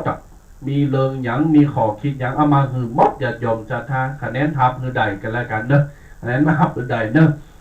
ญาติโยมศรัทธาตั้งหลายเดี๋ยวมาอู่กันเรื่องปกิณกธรรมคนบอกว่าสมบัติที่หาได้ยาก6ประการดูแดงสมบัติ6ประการอย่างพองแก้วแหวนเงินทองรถบ้านคอนโดมใจหนาอันนั้นเป็นสมบัติภายนอกญาติโยมสมบัติภายใน6ประการที่หาได้ยากที่สุดเลยแต่ถ้าไผค้นคว้าหรือว่าหามาได้ถือว่าสุดยอดของมนุษย์เลยยอดญาติโยมศรัทธาทั้งหลายสมบัติชิ้นที่1คติสมบัติคือการที่ได้อัตภาพเกิดมาเป็นมนุษย์นี่คือสมบัติที่หาได้ยากนะญาติโยมศรัทธาทั้งหลายสุมาเตบางคนกำบ่มดไปตกเป็นแมวตายมาเป็นหมาบาปอเป็นหมาจอดจัดอยู่ในวัดพอง ปิ้นยุงปิ้นแมงปิ้นหั่นปิ้นนี่ปิ้นสิงสาราสัตว์ทุกสิ่งทุกประการมีบุญวาสนาโอกาสได้ตกมาเป็นมนุษย์เป็นคนน่ะไผที่ได้เกิดมาเป็นคนเป็นมนุษย์อย่างเฮาทั้งหลายเนี่ยถือว่าสุดยอดของมนุษย์นี่คือสมบัติที่หาได้ยากอยู่แดงคติสมบัติอ่ะใช่เกิดมาเป็นมนุษย์นี่โอ้สุดแสนจะหายากนะเฮามามีบุญว่ายาวาสนาส่งมานี่โอ้จะเกิดสุมาเดี๋ยวเป็นโง่เป็นควายบุญนะก็อย่างถึงบอกแต่ว่าเนี่ยแต่ว่าก็ปู่ไปแล้วว่ากว่าจะเกิดเป็นมนุษย์เนี่ยมันแสนยากนะเหมือนเต่าตาบอดอยู่กลางทะเลอยู่ปื้นทะเลลึกคุณน่ะครับ100 ปีจะโผล่ขึ้นมาหนึ่งเพื่อที่จะมาหลอดโบงน้อยๆเนี่ยก็หลอดโบงได้มาได้เกิดมาเป็นมนุษย์ที่สมบูรณ์แบบครับแต่ก่อนมันแต่งพุทธแต่งไหวพิษพาไปก็ต้องปีกไปใจกรรมใจเวรย่อหมดกรรมหมดเวรไปถึงบอกว่าจะเกิดมันว่าใจง่ายๆก็เขาเกิดมาเป็นมนุษย์แล้วเขาต้องใจชีวิตถึงมีคุณค่าใจชีวิตถึงมีคุณค่าจะได้เขาเกิดมาบัดเสียจากเกิดใจหายใจควางไปวันๆคือโดยแบบมีประโยชน์อะไรอย่างเลยอย่างน้อยกูคนมันมีคุณค่าในตัวอยู่แล้วมันมีคุณค่าในตัวเขาต้องไปน้อยอกน้อยใจว่าโอ้ยเปิ้นอย่างอ่านเปิ้นเยอะต้องเอาคนอื่นมาเปรียบเทียบกูคนมีคุณค่าในตัวอยู่แล้วว่าเขาจะได้คุณค่าเขาจะดึงเอาคุณค่าในตัวเขาออกมาใจอย่างใดใจในทางที่ถูกต้องในทางที่ดีเนี่ยก็คือกำลังใจโตเก่าอีนะเขาจะอ่านคุณค่าในโตเก่าดูมันจะว่าโอ้ยเปิ้นเกิดมารวยดูเขาตุกแล้วยื้อมากระตามเนี่ยก้ามันจะใจอย่างอันนี้คือมันทำให้บั่นทอนจิตใจโตเก่าคือเฮาเนี่ยคือกำลังใจโตเก่าว่าเฮามีครบเหมือนเปิ้นน่ะเปิ้นก็มี2ถึง2มือก็กูสิ่งไปอย่างเหมือนกันแต่เปิ้นทำได้เฮาก็ทำได้ด้วยแต่ตีแน่ๆคือกำลังใจโตเก่าแล้วก็คือนึกว่าโตเก่ามีคุณค่าในตัวเฉพาะโตอยู่แล้วภูมิใจว่าอย่างน้อยเฮาก็ยังได้เกิดมาเป็นมนุษย์เป็นคนอันนี้คือคติสมบัติดีที่สุดโดยว่าการได้เกิดมาเป็นคนสมบัติอย่างที่2ที่หาได้ยากญาติโยมกาลสมบัติหมายความว่าการที่เขาเกิดมาแล้วเป็นมนุษย์แล้วเนี่ยแล้วก็ได้ฟังหรือได้ทำตามคำสอนของพระพุทธเจ้าถือว่ายากที่สุดเลยสิงสาราสัตว์หมูเห็ดเป็ดไก่สัตว์เดรัจฉานตั้งหลายผีตั้งหลายเปรตตั้งหลายสุรกายตั้งหลายเนี่ยที่เขามีโอกาสได้เป็นมนุษย์เป็นคนอย่างเขาเนี่ยมีโอกาสได้ฟังเทศฟังธรรมของพระพุทธเจ้าพบแม้นว่าพระพุทธเจ้าท่านจะปรินิพพานไปแล้วแต่ยังเลยคำสอนคือตุเจ้าพระเนรเฮาเขาตั้งหลายเนี่ยได้สืบทอดสารต่อเอามาเทศเอามามาบรรยายคือกับพ่อแม่ศรัทธาเยาวชนประชาชนคนหนุ่มคนกำผู้สูงอายุสวต่างหลายได้ฟังนี่ถือว่าการละสมบัติเกิดมาแล้วเนี่ยยังมีบุญขนาดบุญอย่างที่2ก็ได้ฟังคำสอนของพระเจ้าด้วยว่าคำสอนของครูบาอาจารย์นี่คือการละสมบัติต่อไปสมบัติที่ใหญ่ที่สุดอย่างที่3ปเทศสมบัติแปลว่าการที่ได้เกิดมาอยู่ในประเทศที่มีพระพุทธศาสนาเป็นของญาติโยมศรัทธาต่างหลายหลายคนเนี่ยจิตมาจุติทำหือส่งไปเกิดในต่างประเทศตีท่ามกลางสงครามท่ามกลางความลำบากท่ามกลางความอดอยากแห่งแล้งแต่เฮาญาติโยมนี่จะไปดูถูกประเทศอื่นนะแต่โดยบุญของเฮาดีจะได้ดีที่สุดแล้วเนี่ยที่ได้เกิดมาในประเทศไทยหรือในประเทศที่มีพระพุทธศาสนาเนี่ยญาติโยมนี่คือประเทศสมบัติหรือประเทศสมบัติต่อไปสมบัติอย่างที่4ถ้าจบ6ข้อจะเปิดสายหน้าไม้จับเวลา6 โมงครึ่งพอดีญาติโยมใครจะโทรก็รอสักกำเนิ่งรอต่อไปนี่ญาติโยมสมบัติข้อที่4อย่างที่4ที่หาได้ยากคือกุลสมบัติแปลว่าการได้อยู่ในวงตระกูลหรือครอบครัวที่นับถือพระพุทธศาสนาที่เข้าวัดเข้าวาทำบุญเนี่ยดูแดงบางคนนี่โอ้กรรมมีได้มาเกิดกับตระกูลหรือว่าครอบครัวที่ปินสุมาเด็กขี้เหล้าเมายาพ่อแม่ก็บอกเอาไหนการงานก่อมสู่ดีลูกจะไปวัด จะไปทำความดีจะไปอยู่กับคนดีๆพ่อแม่ก็คัดขวางอันนี้นี่อีดูถือว่าบนมีแต่กรรมมาบังเนาะบนมีแต่กรรมบังจะได้สร้างความดีอยู่แล้วกับมีพ่อแม่หรือว่ามีคนมาบิดบังอันนี้อีดูดังนั้นดีที่สุดแล้วได้เกิดมาอยู่ในครอบครัวตีเขาวัดเขาวาอยู่ในพระพุทธศาสนาไปบอกว่าเกิดมาในวงตระกูลตีเป็นคนดีตัวนี่ต่อไปสมบัติข้อที่5อุปาทิสมบัติอุปาทิสมบัติหมายความว่าการได้อัตภาพที่สมบูรณ์หรือหมายความว่าดีที่สุดวิเศษที่สุดเป็นสมบัติที่สุดแล้วที่เฮาเกิดมาไม่พิการอันนี้ข้อนี้ต้องขออภัยไม่ได้ว่าคนที่เป็นพิการเนาะเข้าใจได้ว่าคนที่เป็นแบบสมบูรณ์นะแต่เฮาดีที่สุดแล้วที่ได้เกิดมาในโลกญาติโยมเรื่องพิการเรื่องสุมาเตอหูโหนกตาบอดแข้งขาจะเป็นจะมันเป็นเรื่องของกรรมต่อไปตัวใดไว้ได้เรื่องเนี่ยครับอันนั้นเป็นมันก็เป็นครับเป็นกรรมเปิ้นเฮาว่าเป็นกรรมเป็นที่เปิ้นได้สร้างได้ทำเอาไว้อันนี้เราก็ใจมามูลี่หรือมาว่ามาบอกกันมันกรรมให้กรรมมันครับกรรมให้กรรมมันบ่ต้องมาใจกรรมตามนั่นไปแต่ว่าบางครั้งนี่บางคนนี่นะเกิดมาครบ32ประการคือดูดีอย่างกูสิ่งกูอย่างแต่อย่างที่บอกบ่ได้สนใจบ่ได้เอาอย่างเกิดมาบ่หันคุณค่าตัวเก่ายังสู้กับคนที่เพิ่นพิการที่เปิ้นว่านี่เปิ้นยังฮู้จักทำมาหากินฮู้จักตีจะไปสวาหากินเล่นครอบครัวได้ถ้ามือเกิดประโยชน์ถ้ามือเกิดประโยชน์ได้แต่ตรงกันข้ามกับคนที่เกิดมาแล้วอย่างภาคภูมิใจแต่บ่หันคุณค่าตัวเก่ากลับกลายเป็นว่าไปขี้เหล้าเมายาไปติดยาไปสร้างความลำบากสร้างความเดือดร้อนหือกับสังคมแล้วก็หือกับครอบครัวทุกเก่าแหมอันนี้คือกายสมบูรณ์แต่ใจพิการคนที่พิการแต่ใจเป็นประเสริฐคือใจสมบูรณ์เพราะฉะนั้นแล้วเนี่ยเฮาถึงบอกว่าเฮาบ่ต้องไปน้อยอกน้อยใจจะเป็นคนพิการหรือจะเกิดมาอย่างน้อยเฮาได้เกิดมาในบวรพระพุทธศาสนาเกิดมาในบนโลกวันนี้เฮาสามารถเฮาได้เห็นรู้ได้นำทำคำสอนจากองค์บวรพระสัมมาสัมพุทธเจ้าถือว่าโชคดีที่สุดแล้วแต่เฮาก็สามารถถึงเฮาจะพิการอย่างไรเฮาก็สามารถที่จะสร้างคุณงามความดีสร้างบุญสร้างกุศลได้จากต่อไปเฮาอาจจะดีเลยนี่ครับเพราะฉะนั้นแล้วเนี่ยบ่ต้องไปมูลี่บ่ต้องไปด่าไปว่าไปอย่างไรมันอยู่ที่ว่าถึงบอกว่ากูคนมีคุณค่าในตัวเองเพียงแต่ว่าเฮาค้นเอาคุณค่าในตัวเองออกมาคือเปิ้นฮู้เปิ้นหันแล้วก็เอามาสร้างครอบครัวมันจะดีกว่าอยู่อย่างแบบมีประโยชน์แล้วก็บ่ใช่ว่าอยู่ไปวันๆรอวันตายไปโดยบ่มีประโยชน์อันนี้ก็ไร้สาระบ่ต้องบ่เกิดมาเลยครับคือว่าสู้คนที่เปิ้นพิการที่เปิ้นเกิดมาเป็นนี่ว่าเปิ้นยังต่อสู้ชีวิตเปิ้นยังดำรงชีวิตของเปิ้นได้เปิ้นขยันทำมากินเก่งเหลือก็คนที่ว่า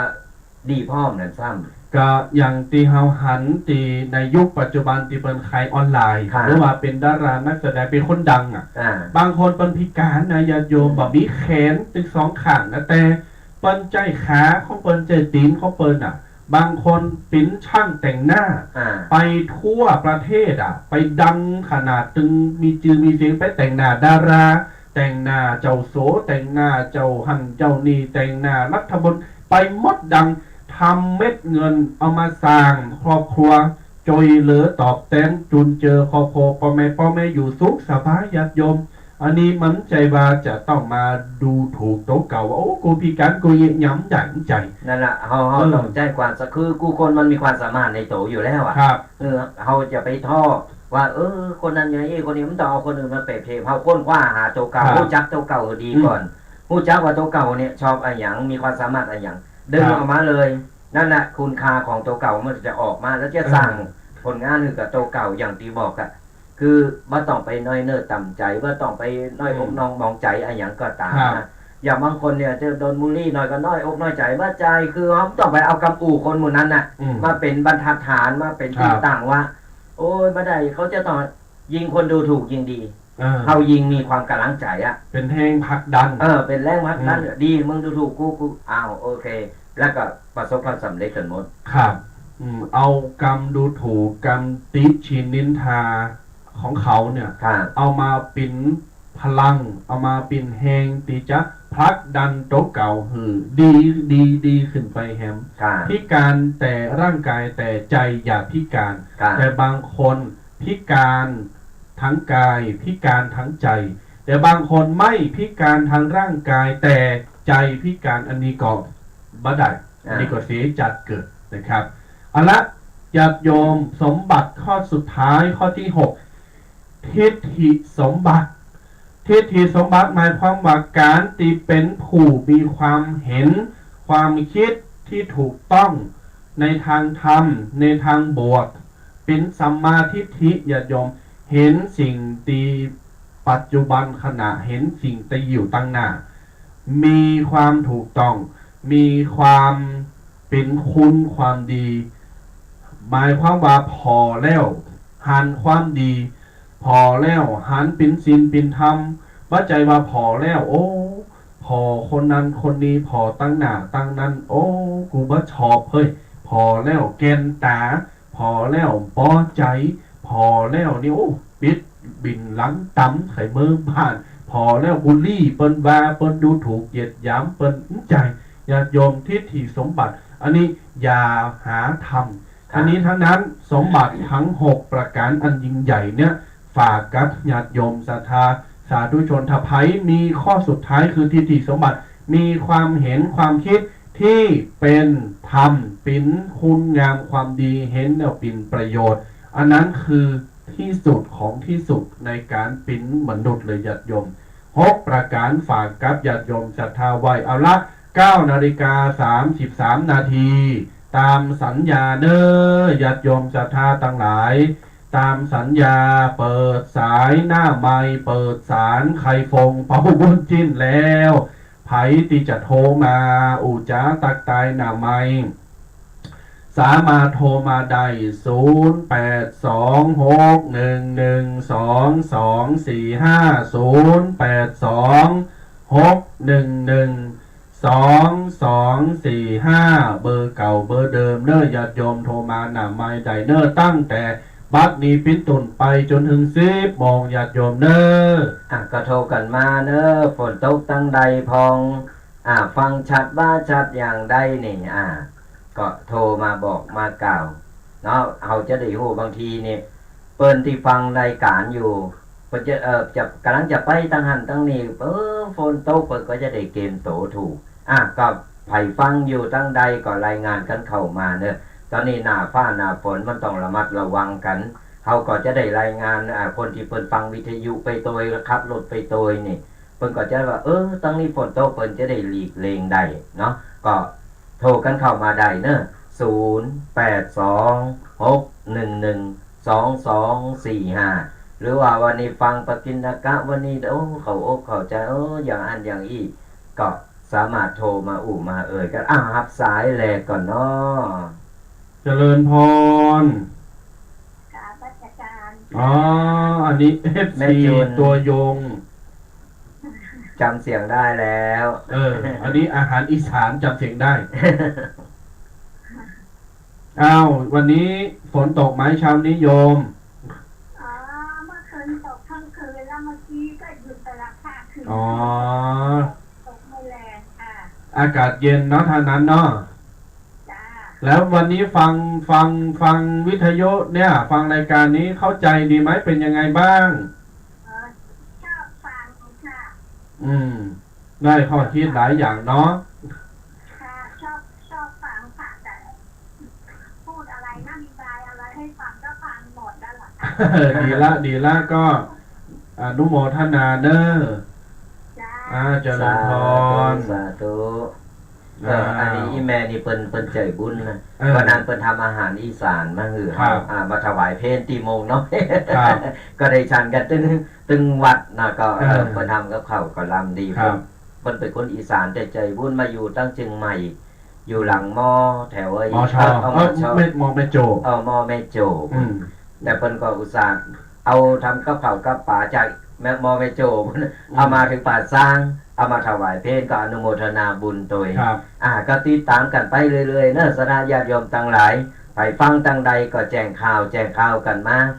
ฝนตกเนอะฝนอ้อยเนอะตั้งนี้ถนนเลื่อหรือว่ามีน้ำป่าไหลหลากตั้งใดเฮาก็จะได้บอกได้เตือนก็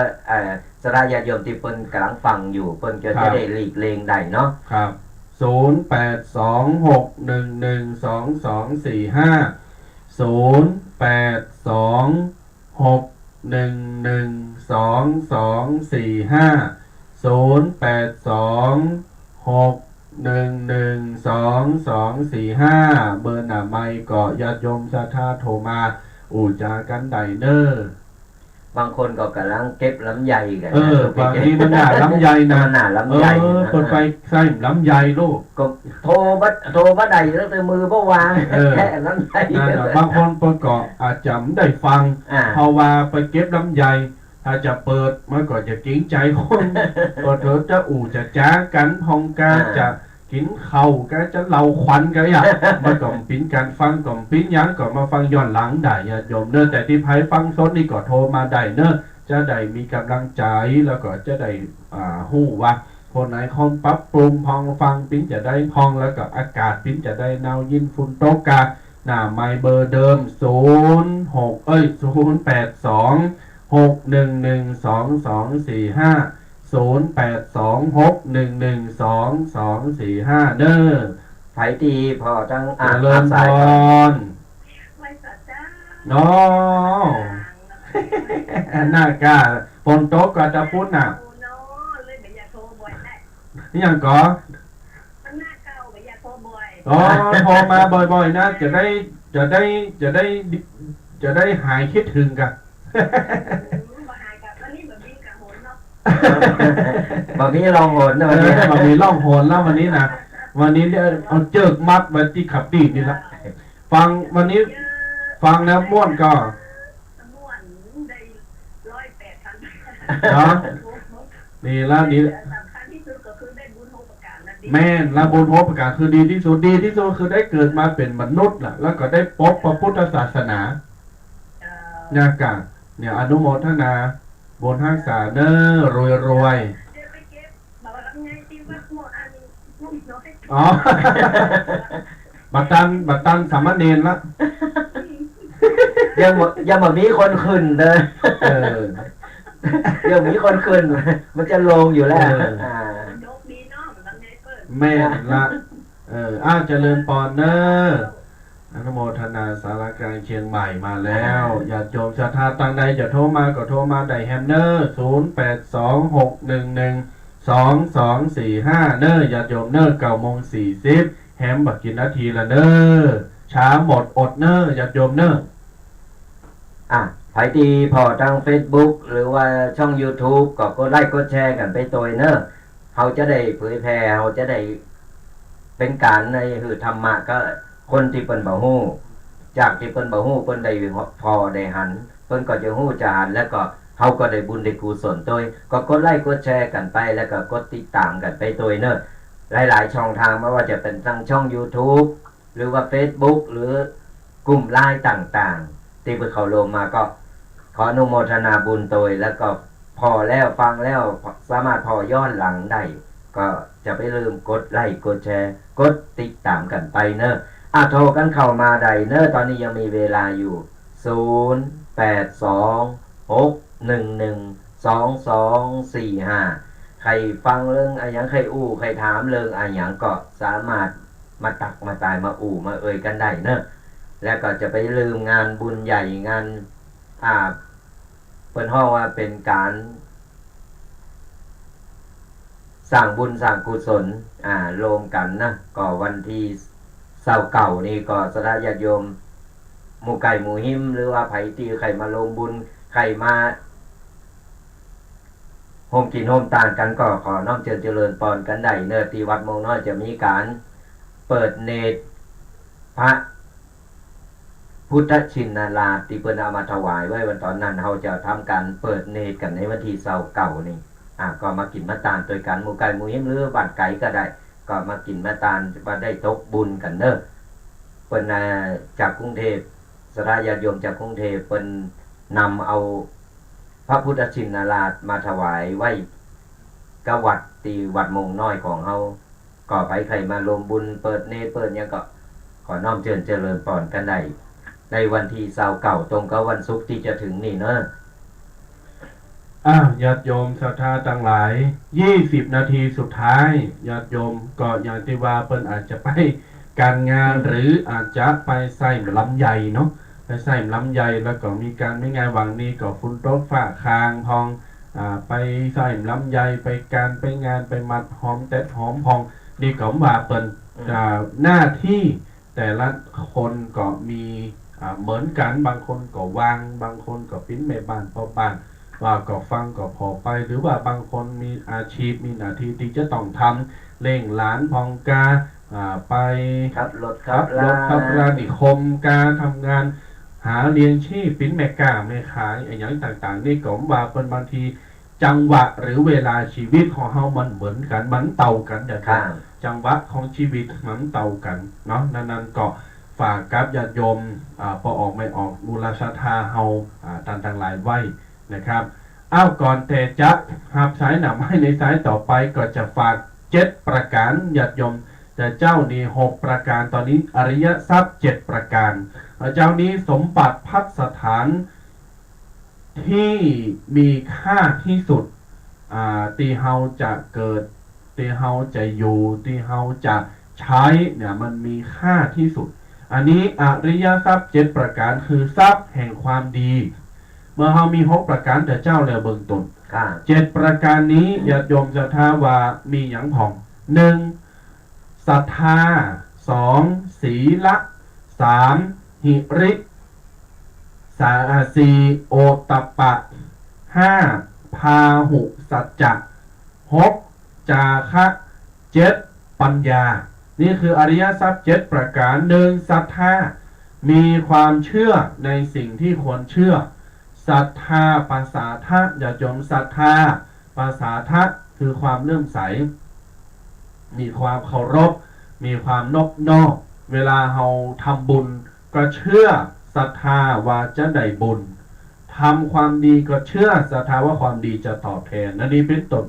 อริยทรัพย์ข้อที่2ศีลอย่าจมหักษาศีลก็หมายความว่าประคับประคองร่างกายจิตใจวาจาของเขาเรียบร้อยด้านหนอมใจยังอยากคำว่าศีลนะคำว่าศีลนะมันต้องเป๋ยังอยากเลยบังคับหรือทำกายวาจาใจคืออยู่ในกรอบคือเรียบร้อยด้านหนอมศีลต่อไปข้อที่3หิริญาติโยมจะไปอ่านผิดเป็นหิริรอเรืออ่านว่าหิรินะญาติโยมศรัทธาทั้งหลายหิริโอตัปปะแปลว่าความละอายต่อบาปนี่คือหิริ1ความละอายต่อบาปข้อที่4โอตปะความเกรงกลัวสะดุ้งต่อบาปเฮาฮู้ละอันนี้มันบาปเฮาทำเฮาละอายเวลาเฮาจะทำบาปละอายเนอะมาเจอโอตปะเฮาทำบาปบันลงเฮาเกรงโกบาปเฮาโกบาปคบโหอย่าโยมเวลาเฮาจะทำอย่างแต่ก่อนนี่อุปอุ้ยแม่อุ้ยพ่อแม่เขาจะสอนระวังบาปคบโหนะอย่าญาติโยมตลอดจนถึงญาติโยมเวลาจะทำความดีก็นาบุญเนี่ยนาบุญเวลาเขาสะดุ้งแล้วว่าเขาอุทานอะไรอย่างขึ้นมานี่เป็นต้นต่อไปข้อที่5พาหุสัจจะญาติโยมพาหุสัจจะความเป็นคนเคยได้ยินได้ฟังทำหรือกำอู่กำสอนกำจาหรือในสิ่งที่เป็นมงคลของชีวิตในสิ่งที่ดีๆนี่คือพาหุสัจจะต่อไปข้อที่6จาคะคือการสละการหือการบริจาคคือคนโทรไปคือตุเจ้าพระเนนคือทรงองค์ชีพรามหรือว่าบริจาคคือซัดเอาอาหารปลาอาหารหมาหรืออย่างต่างๆที่เกิดจากการให้นี่คือจาคะ7ปัญญาเมื่อทำมาหมดเลยศรัทธาศีลหิริโอตปาพาหุสัจจะจาคะสุดท้ายรวมกันเป็นข้อที่7ประมวลรวมคือปัญญาจะได้ปัญญาได้ความรู้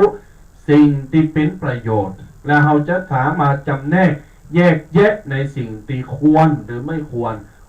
แยกแยะในสิ่งที่บาปหรือโทษหรือบุญนี่คืออริยทรัพย์7ประการญาติโยมนี่7ประการขนาดเท่าอู่มาเมื่อเดี๋ยวนี้ยังมีไพ่โทรมาแต่นั่นหนอลำไยเป็นเหตุสังเกตได้ฝนตกเป็นเหตุสังเกตได้ความหนาวเป็นเหตุสังเกตได้ สงสัยนางตุ้มผ่าอยู่ นั่นเนาะมันหนาเขาก็เข้าใจแล้วก็แฮมอย่างเป็นวันอาทิตย์ อ่า วันหยุดของทุกคนวันครอบครัว สมมาวัน อยู่ในครอบครัว สมมาวันอาทิตย์จะเป็นวันครอบครัว ครับ โอ้ปลาไปหั่นไปนี่ก็บางคนเป็นหยุดงานเฉพาะวันอาทิตย์ไง ไปพาครอบครัวไปเปิดหูเปิดตา ครับ ไปกินตั้งนอกกาอย่างเงี้ย เออ ก็อย่างนั้นอย่างหนึ่งก็จะไปลืมมือระมัดระวังเกี่ยวกับสุขภาพกันตัว ครับ ตอนนี้ก็ยังว่านะ บางทีก็มืดมาเดียวกับบดมาเดียวกับบดมืดอากาศมันเปลี่ยนแปลงร่างกายเฮาก็ต้องปรับสภาพไปตามนั้นก็อันกับเป็นไข้เป็นหวัดเป็นไอเป็นจามกันขึ้นมาบัดเดี๋ยวนี้ไผไอหน่อยไผแสงแห้งหน่อยมันจึงระแวงกันไปหมดแล้วดูมันจึงโยงไปอย่างเดียวนั่นแหละเพราะฉะนั้นแล้วเนี่ยเป็นผู้ต้องสงสัยไป เพราะฉะนั้นก็อย่าไปลืมดูแลสุขภาพกัน แล้วก็จะไปไหนมาไหนก็ติดจ่องติดลมกันเอาไปโตยเพราะว่าเฮาไปหาตั้งหนามันแบบนี้เฮาก็ต้องเกมพร้อมไผที่กำลังเก็บลำไยอยู่ หรือว่าจะขึ้นต้นไม้หรือขับรถขับลาก็ระมัดระวังกันโตย ครับเอาญาติโยมศรัทธาต่างหลาย9:50ละก็แหมบักกินนาทีก็จะหมดลำปีหยังกำโทรมาก็ต่อโทร เฮางอนแล้วเด้อญาติโยมเด้อ ญาติโยมศรัทธาต่างหลายเบอร์หน้าใหม่ขอให้สักสาย2สายก็ได้เนาะมีกำลังใจขอว่าจะได้ฮู้ว่าใครฟังอยู่หรือว่าฟังตอนใดเนาะหรืออาจจะบ่สะดวกโทรก็ขอให้สะดวกฟังก็แล้วกันปินหยังเนาะ เบอร์หน้าใหม่ดังนี้0826112245ขอเมตตาญาติโยมได้ฟังกันไปมื่นๆแล้วก็อยู่เป็นกำลังใจไว้กำลังใจหรือญาติโยมศรัทธาเจ้าแวะเวียนมาทำบุญสุนทานทำบุญตักบาตรกาวันพระวันศีลฟังเทศน์ฟังธรรมถวายเตนภาษาถวายสังฆทานเก่าวัดตามหลอดไฟฟ้ากาหยังต่างๆที่ญาติโยมจะหันสมควรแก่การทำบุญขอเมตตาญาติโยมได้แวะเวียนมาปันน้ำใจถวายกันน้ำกาแฟมากินมาตาลตังเพโพเนอร์สปุงน้อยกับม่วงน้อยยินดีต้อนรับยืนเหมือนหุ่นรายการนะครับคนฟังประเด็นนี้เขายืนตะมวันอาสาละฮะปูจาน่ะเขาก็ญาติโยมศรัทธาก็มาพองกายเศร้าเชี่ยวเลี้ยวหน้าตะตะเวนรถหันรถขบวนไปแล้วก็เลี้ยวตัวห้อยเฮาวัดน้อยหนาน้อยใจน้อยดูสปุงก็น้อยมงก็น้อยหับสายเลินพร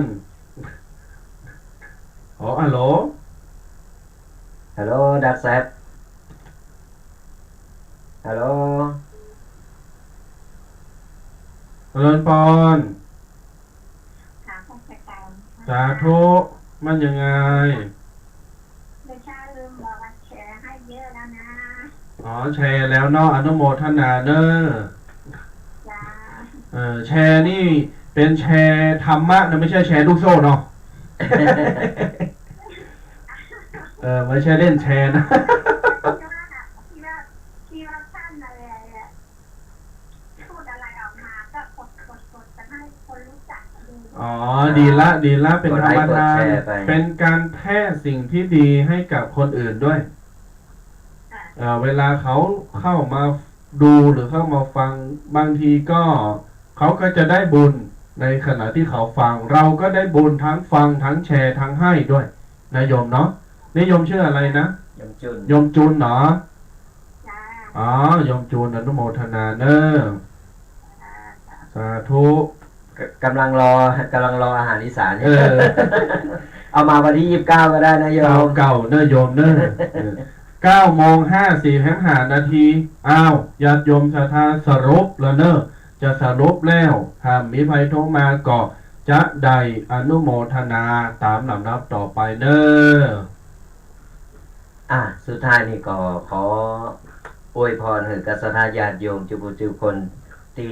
รับรับฟังรายการธรรมะจุลุกจูตนก็ขอให้มีอายุวันนะสุขภาปฏิภาณธนาสารสมบัติขอให้มั่งมีสีสุขเงินทองไหลมาเทมาอย่าได้ขาดสายขอให้เงินต่อเงินทำการงานใดๆเจริญก้าวหน้าทำมาค้าขายก็ขอให้ร่ำรวยทำไมทำสวนได้ผลผลิตเจริญงอกงามขายได้ราคา สุขภาพร่างกายแข็งแรงแข็งขาดปลอดภัยอายุมั่นขวัญยืนมีโจกมีใจฮือบุญปกปักรักษาคุ้มครองกันกูคนเนอจะโยจะยะวรดิถีขอปันป้อนดีให้กันโตนาพ่อแม่พิตาเอาอาหน้าป่าฝูงหมู่ศรัทธาญาติมิตรขอจุ่มสุขสันต์เหมือนกันทั่วทิศบ่ว่าเผ่าผู้ยิงใจฟังธรรมกันแล้วสุขใจสุขกายอยู่ดีสบายหายโรคโศกเศร้า